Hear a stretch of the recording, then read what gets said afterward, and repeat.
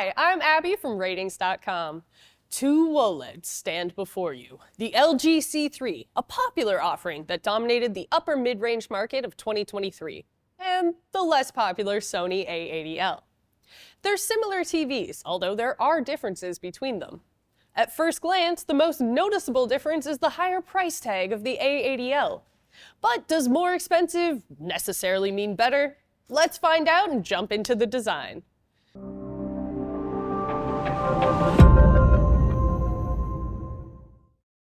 When you look at the C3 from the front, you'll notice right away that it has incredibly thin bezels on three sides. And like most TVs, it has a thicker bezel on the bottom. Still relatively thin. The bezels on the A80L are much thicker and more noticeable. The bottom bezel is quite chunky, especially compared to the C3s. Really, the A80L kind of looks like an LCD TV more than it does a stereotypical OLED.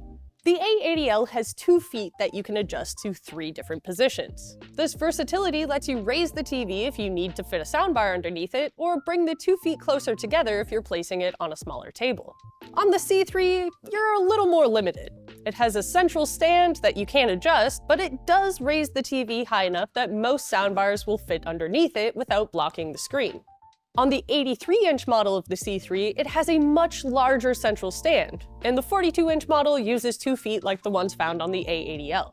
On the back of the TVs, you'll find your typical plastic panel where the inputs are housed. The C3 has cable management clips and a small channel that you can use to keep your setup tidy.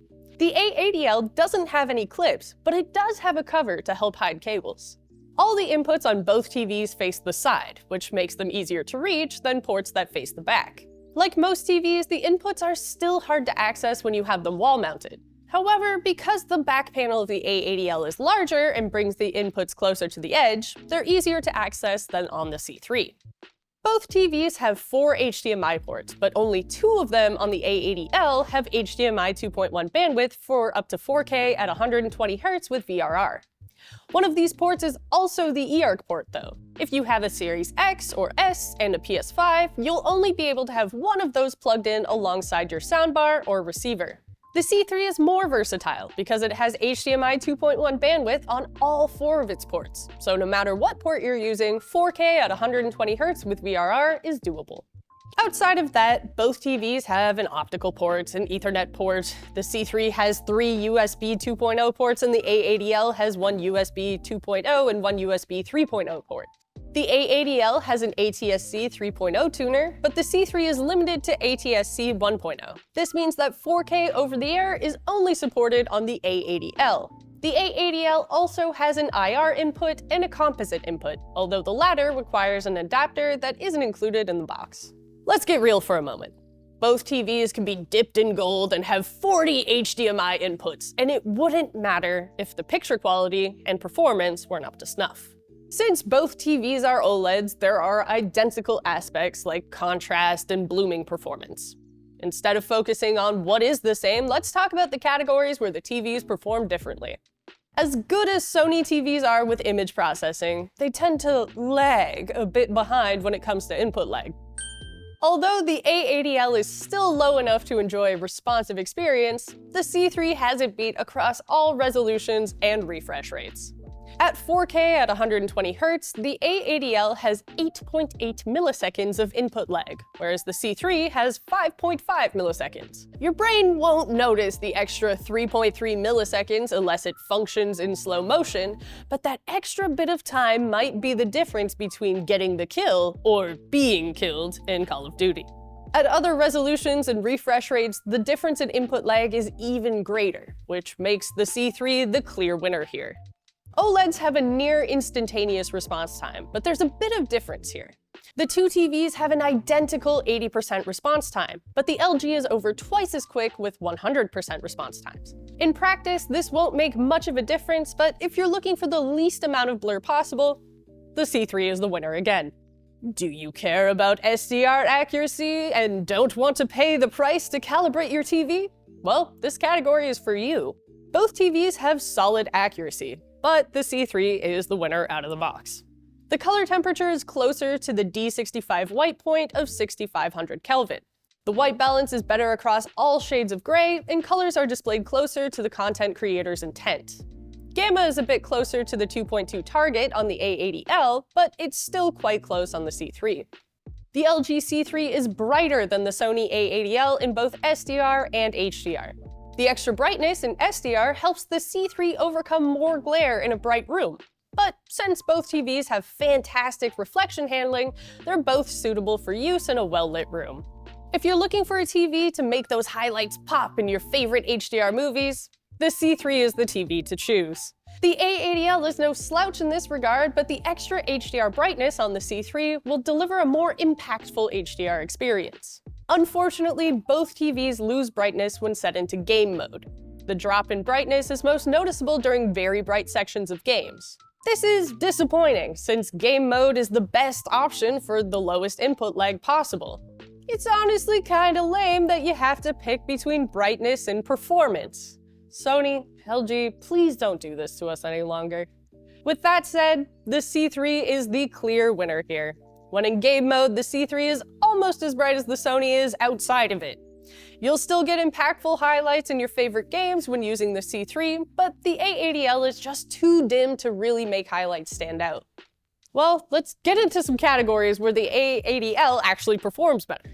Sony has a reputation for having top-notch processing in their TVs, and this is evident when it comes to banding.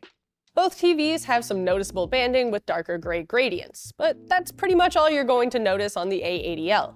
There's a bit less banding in darker blues than on the C3, but the bigger difference is with bright green gradients. You're going to notice some banding with bright green gradients on the C3, but you'll only see banding with bright greens on the A80L if you're looking for it with a magnifying glass like you're the Sherlock Holmes of TVs.